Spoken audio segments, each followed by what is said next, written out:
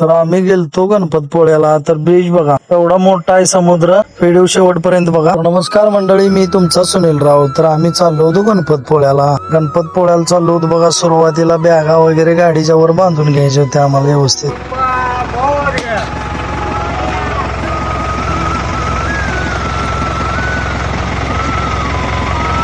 झाली प्रवासाला सुरुवात. मग काय हो, धुरळाच गाणी लावून टाकाटाक जोडला होती. गाडीत पुढल्या तोंडाला मेन यश, बाकी सगळी माग.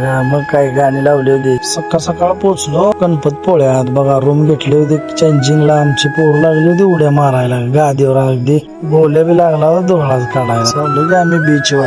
यश भैया आम्ही जाऊन म्हणलं आता चैनी करायची, समुद्रात उड्या मारायच्या म्हणलं आता धुरळाच. ही बघा गणपतपोळ्याची कमानी. इथनं आपल्याला आत ब्रिज कडे जायचं होतं. हे बघा गणपतपोळ्याचं समुद्र. एवढं पाणी होतं, भयानक लाटा होत्या, बघायचं काम नाही. गेल्या गेल्या आमची पोरं लागली उड्या मारायला परीने. धुरळाच पाण्यात काही सुट्टीच दे नाही. पाण्याच्या लाटा बी जोरातच येत होत्या. आता म्हणलं मस्त बाकी फेडीव घेऊ. एकदम सेटिंग जबरदस्तच घेतली फेडीव वगैरे पाण्याचा. भया आमचं लागला चैनी करायला. सासरं बी आमचं लागलं धुरळाच काढायला. पाण्यात पोहायला लागलं होतं, त्यामुळे काय विषय नाही. मेवण्याच पोरग आमचं एवढं बारकं होतं तरी सुद्धा समुद्रात लागलं धुळा काढायला. मग काय मला बी लागलं साडूभाऊ आमचं भिजवायला. समुद्रात ना आलो की कपडे बिपडे चेंज करून तिकडं लय गरम होते हो. फॅन वगैरे लावून तरी सुद्धा गरम होत होतं. कपडे बिपडे घालून अगदी टाकाटाक विषय टॉपचा. मग काय हो, पुढला पॉइंट बघायची जोडणार. आवरून सगळं आम्ही चाललो गणपतीच्या दर्शनला.